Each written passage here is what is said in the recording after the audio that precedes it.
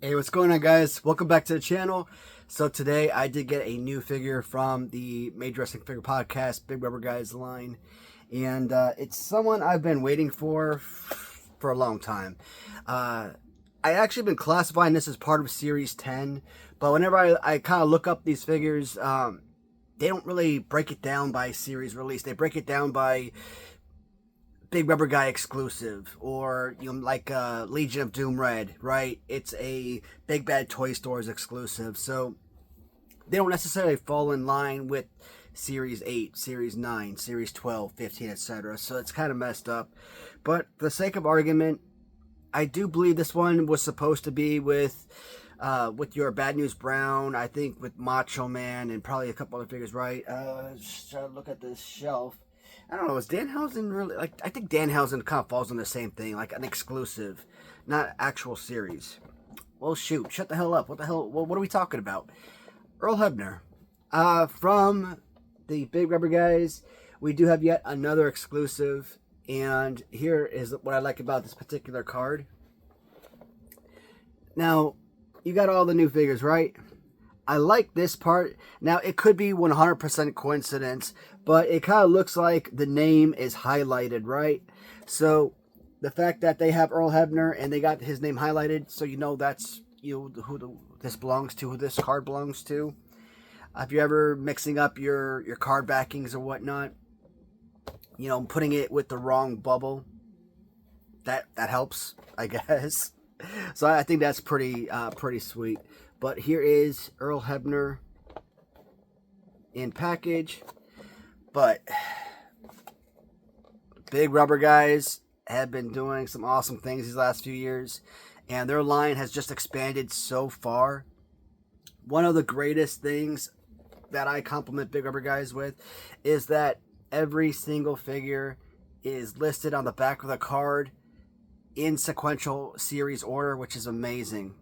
But then you run into those few exclusives that don't really fit the mold, don't really fall into the category of series release. So that's always very confusing. But look at this.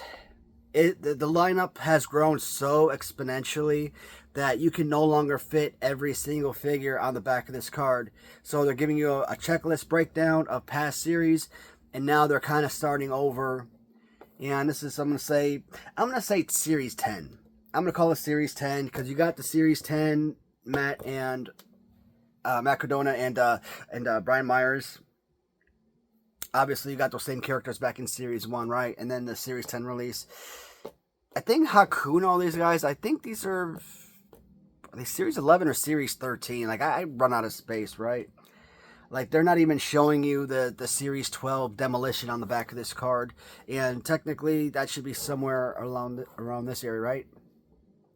So I'm thinking Series 11. And I think Missy Hyatt and Rick Martel, no, because those guys were Series 11. Irrelevant. We're not talking about those guys right now because we're going to take a look at the Big Rubber Guys referee. And you know me, guys, I love kind of making the comparisons to other figures, other releases, right? So, you do have Big Rubber Guys, Earl Hebner, and then you have the original 1988 Series 5 release of the Blue Shirt Referee. So, for the original LJN line, both white shirt and blue shirt, look at your Terry Funk figure. I didn't pull it out, I probably should have. Your referee is basically a Terry Funk LJN, right? His arm isn't quite as far back as like Terry Funk, but I like this figure a lot. Don't get me wrong, Big Rubber Guys did a great job. It's like you get him on the mat and he's actually counting, so makes a lot of sense. I like this pose, but I still prefer the original referee release. Simply put, he's very toyetic. If you are a kid and they're just generic referees, but I call them the Hebner twins because I think it just fits. White shirt can be Dave, blue shirt can be Earl, right? So, if you're a kid and you had a referee, you think he's in the ring counting? No. If I were, I don't know, if I were born 5 years earlier and I had LJNs growing up, this would be a wrestler for me. The referee, this could be a generic character. This could even be a enhancement worker if you'd like. The referee could be your gimmick. Or maybe he works at Foot Locker. I don't know, man. So, very playable, very toyetic figure. Whereas your Big Rubber Guys is simply nostalgia. It's simply display purposes. I mean, I guess you could, make some argument that it's mimicked almost identical, or at least they're trying to mimic the original while still putting their own spin on it, right?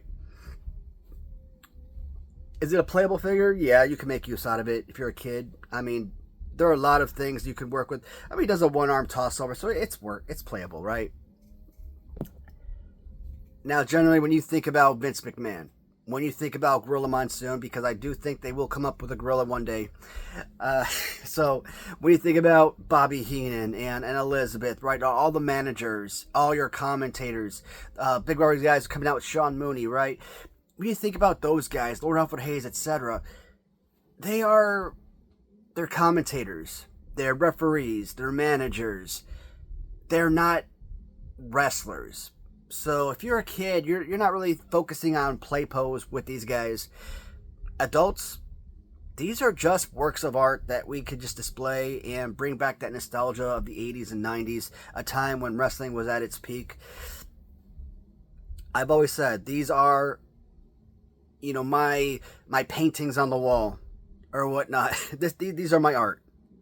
And ever since I got into collecting, there's a reason I went hot and heavy into collecting all this stuff, because I think they're incredible.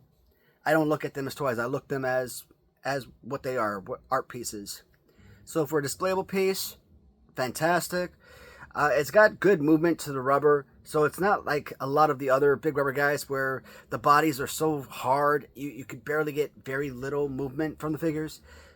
I mean, it does have the right bend, the right squeeze to the figure. So, yeah. I mean, you hear how hard that is, right?